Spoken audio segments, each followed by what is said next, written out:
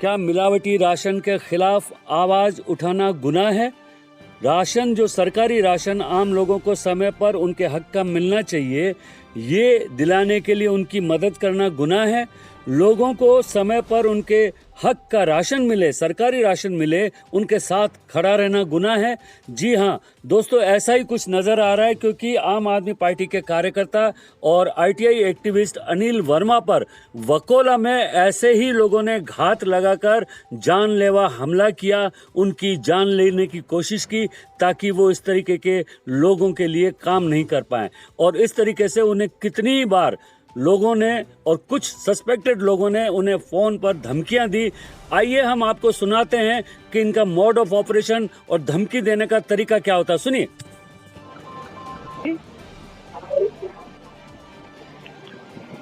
मैं सच्ची बोल रहा हूँ भाई, मेरा फोन ही नहीं उठा रहा। आपने फोन ही नहीं किया दादा? कल किया, परसों किया है, एक भी मिस कॉल में तो डायल ही नहीं। कोई और नंबर तो नहीं डायल कर रहे हो? नहीं भाई। बोलो ना सरकार, आए क्या नहीं हुआ? फिर आप परेशान कर रहे हो सर, फिर आप परेशान कर रहे हो। आज तुम्हारे पेट में कौन सा दर्द हो गया मालिक? अभी तो काट वाला मेरे पेट में दर्द हो रहा है। फिर साला उधर गए तो 15 दिन हो गया, क्या हो गया अभी? वो बोलता है रोज आ रहा है, मेरे को परेशान कर रहा है, बिल मांग रहा है, ये मांग रहा है, वो कौन सा वाला? अरे लंगड़ा। अरे 15 दिन से ज्यादा हो गया मेरे को गए उधर। पागल हो गए हो क्या? या तो उसके लिए गुलामी कर रहे हो, ऐसा कुछ है?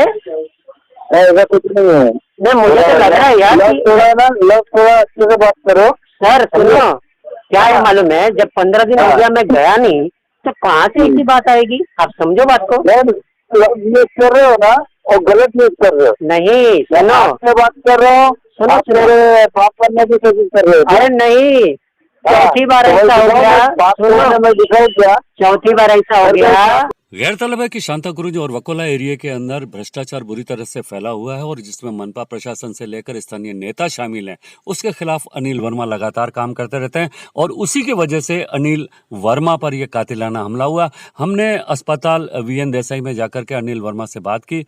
अनिल जी, क्या वजह है कि आप पर इस तरीके से घात लगाकर हमला किया गया, और क्या आप उन लोगों को जानते हैं, और क्यों, क्या वजह आपको रोकने की, बताइए। कोई भी हमारे पास आता है तो हम उसको मदद का हाथ बढ़ा के उनको मदद करते हैं, चाहे वो हमारे पुलिस चौकी में जाकर मदद करना हो, वार्ड ऑफिस में जाकर मदद करना हो, या किसी भी प्रकार का जहाँ भी जो हायर अथॉरिटी है, हम उसके पास जाते हैं, उनकी बातें सुनते हैं और उनको सलूशन देते हैं और मदद करते हैं। ये चीज़ों को लेके कई सारे लोगों को इसमें मतभेद होगी उनकी, या पॉलिटिकल पार्टी का कुछ गेम होगा जो मैं बोल नहीं सकता हूँ, क्योंकि पर्पसली वो पॉलिटिकल पार्टियाँ पीछे रहती हैं और किसी न किसी प्रतिद्वंदी को सामने भेज के ये सब कांड कराती हैं, जिसमें ये आज 3 दिन हो गया जो कांड हुआ है मेरे साथ। तो बहुत सारे लोग सामने थे, उसमें से एक पर्सन ने मुझे बहुत हिट किया, साथ में वो वस्त्र भी लिया हुआ था, लेकिन उसको वस्त्र खोलने का हमने मौका नहीं दिया। डिफेंस तो करना पड़ता है, उस हिसाब से हमने डिफेंस किया, और लेकिन फिर भी उसके वस्त्र की जो हुड थी, जो निकली रहती है कोना, वो मेरे होठों पे इधर लग गई, जिसकी वजह से बहुत ब्लड आया। इंजरी में मेरे ये कंधे पे बहुत सारा लगा है, और राइट लेग के जो घुटना है उसमें लगा है। फिर भी यहाँ आज 3 दिन से एडमिट हूँ। हॉस्पिटल में डॉक्टर ने कहा है, सिटी स्कैन निकाला, एक्सरे निकाला, और जो भी उनकी प्रोसीजर है पूरा उन्होंने किया, और फाइनली बताया कि आप एकदम नॉर्मल हो, किसी प्रकार का कोई डैमेज नहीं है।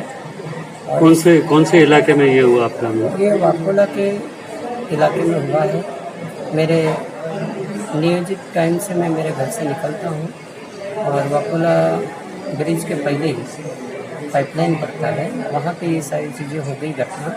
अचानक से वो व्यक्ति सामने से उस आदमी को आप जानते हैं, मतलब कभी देखा आपने, ऐसा लगा? इसके पहले कई बार हमने देखा है। वहाँ पे एक सैलून है, सैलून पे बहुत सारे लोगों की बैठक होती है, शिवसेना वाले रहते हैं, दूसरे पार्टी के लोग रहते हैं, लेकिन वहाँ पे बैठक तो बहुत होती है। अचानक हमला हुआ। अचानक से वो एक व्यक्ति को आके हमला किया, बाकी उसको बैकिंग के लिए करीबन 8 से 10 लोग थे, जिनको मैं पहचान नहीं पाया कि कौन है, लेकिन इस व्यक्ति को पहचाना।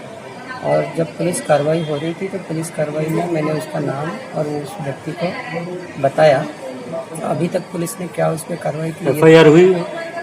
ऐसा ऑफिसर और दूसरों से सुना कि FIR तो हो गई है, परंतु अभी तक मेरे पास FIR की कॉपी नहीं मिली है। बस फ़ोन आया था कि आपकी FIR की कॉपी बन गई है, आप आइए लेके जाइए, लेकिन मैं यहाँ एडमिट हूँ, मेरे पास तक तो अभी जब छूटूँगा, डिस्चार्ज होऊंगा तब जाऊँगा, या फिर मेरे घर से कोई पर्सन जो रिलेटिव्स हैं, मम्मी पापा या तो जो आपको ये लगता है कि जो राशनिंग के लिए और जो बिल्डरों पर आपने जिस तरीके से RTI पे काम किया है, हाँ तो ये उस वजह से हुआ है? हाँ, इसमें 2-3 दुकान वाले तो थे, कई बार उन्होंने पर्पसली, जैसे ही मैं दुकान पे लोगों के साथ जब जाता था, उनके काम और उनको सुविधा दिलाने के लिए उनको बिल दिलाना, अनाज दिलाना और ये सारी चीज़ें सेवा करना, अगर कोई गलत है तो मैं नहीं जानता हूँ, मुझे तो बस सेवा भाव में, निस्वार्थ भाव से मैं कर रहा था। लेकिन वो दुकानदार जाते ही किसी न किसी को फ़ोन कर देता था इमीडिएट कि ये व्यक्ति यहाँ पे आके हमें लोगों के साथ आया है, बिल मांग रहा है, राशन मांग रहा है, जो हम इससे परेशान हो गए हैं। और जैसे मैं वो काम करके निकलता था, थोड़ी देर बाद किसी न किसी का वो बंदे का फ़ोन आ जाता था, मतलब धमकी वाले फ़ोन आते थे? धमकी वाले फ़ोन आ जाते थे। और इसके ऊपर से मैंने कई बार चौकी में लिखित रूप से मैंने शिकायत भी की थी। एक बार उस दुकानदार का हमने वीडियो भी बना के, एक हमारे महिला पुलिस कमेटी है ग्रुप, उसमें भी हमने डाल दिया था कि देखिए किस तरीके से हर दुकानदार लोगों को छलता है, धमकी देता है, राशनिंग दुकान वाला? रेस्लिंग दुकान वाला। ओके। तो अब उसकी शिकायत, उस वीडियो को पकड़ अभी के अगर कोई वकील के पुलिस ऑफिसर कौन है जो जांच कर रहे हैं? खुद नहीं। नटे मैडम है सीनियर ऑफिसर, जिन्होंने ये बहुत सारी चीज़ें बहुत अच्छे से जानकारी और जांच निकाली, और शायद निष्पक्ष उन्होंने बहुत सारी इंक्वायरी करके ऐसा FIR तो बना दिया है, सुना हूँ मैं, लेकिन कॉपी अभी तक नहीं आया? मेरे हाथ में अभी तक कॉपी आई नहीं है।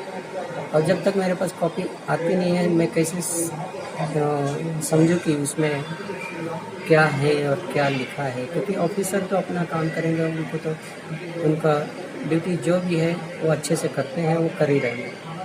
लेकिन मैं अनजान हूँ, इन सारी चीज़ों से मैं अभी अनजान हूँ, क्योंकि मैं इधर हॉस्पिटल में एडमिट हूँ और यहाँ पे भी अच्छे से डॉक्टर्स इलाज कर रहे हैं। बशर्ते मेरे को कंटिन्यू सर में चोट लगने से कुछ भी पानी पियो, कुछ भी करो तो उल्टियाँ क्यों आ जाती हैं पता नहीं। डॉक्टर्स बहुत देखे, उन्होंने भी कहा कि आपको अंदर से कुछ मार लग गई है, इस वजह से कमजोरी और बाकी सारी चीज़ें दुख रहा है या ऐसा हो रहा है, लेकिन बाकी सारी रिपोर्ट आपकी नॉर्मल है, ऐसा उन्होंने कहा। इस बात को विश्वास करके हम चल रहे हैं। हम चाहते हैं, अभी देखेंगे किस तरह से डॉक्टर इलाज करके हमें डिस्चार्ज करते हैं और सामने वाला आरोपी को किस तरह से पकड़ के उसको क्या कार्रवाई करते हैं, उस पर अच्छे से कार्रवाई हो, आगे इस प्रकार की कोई घटना ना घटे, ये हमारी अपेक्षा है, क्योंकि हमारा इसमें कोई स्वार्थ नहीं है। निस्वार्थ भाव से हम काम करते हैं और इस काम को अगर करना गुनाह है तो बताइए, हमने तो कोई गुनाह नहीं किया। हमारे तरफ से हमने निस्वार्थ भाव से सबके मदद के हिसाब से ये काम किया, और ये जो कोई भी ऐसा करते हैं उनको उनकी पद्धत से, उनकी पद्धत के अनुसार उनको काम करना चाहिए, क्योंकि हर एक चीज़ का लीगल सेल है, लीगल डायरेक्टिव है, सारी चीज़ें हैं, कायदा है, कानून है। हम कायदे कानून का पालन करते हुए सारे काम करते हैं। इस तरह से अटैक करना एक मतलब बहुत ही निंदनीय है, ये ऐसा नहीं करना चाहिए बिल्कुल किसी को भी जी। इस पर कार्रवाई होनी चाहिए और अपराधी पकड़े जाएं, ये होनी चाहिए। बिल्कुल बिल्कुल। एम न्यूज़ से बात करने के लिए बहुत बहुत धन्यवाद। धन्यवाद सर।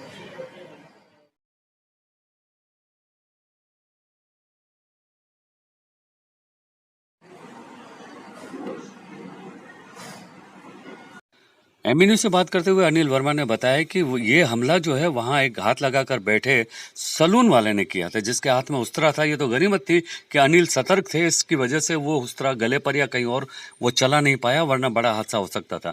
अनिल वर्मा की शिकायत पुलिस से भी है। उनका कहना है कि अगर पुलिस का ये कहना है कि हमने आरोपी को पकड़ लिया, तो जब पकड़ लिया तो वो व्यक्ति आईसीयू में, अस्पताल के आईसीयू यूनिट और वार्ड के बाहर कैसे नजर आया, ये सबसे बड़ा सवाल है। क्योंकि अगर आरोपी को पकड़ा गया तो उसकी बेल कोर्ट से होनी चाहिए, जमानत कोर्ट से होनी चाहिए, तो वो व्यक्ति उसी रात को वहां पर आईसीयू के बाहर कैसे नजर आया, ये बहुत बड़ा सवाल है। सीसी फुटेज उससे मांगकर और इस पर जांच होनी चाहिए, ताकि आने वाले समय में ये साफ हो जाए कि एक आरोपी को क्या पुलिस मदद कर रही है या कोई और रसूखदार लोग मदद कर रहे हैं, ये पता चलेगा आने वाले समय में। फिलहाल एमबी न्यूज के लिए मैं राजेश शर्मा। चैनल को सब्सक्राइब, लाइक और शेयर जरूर करें।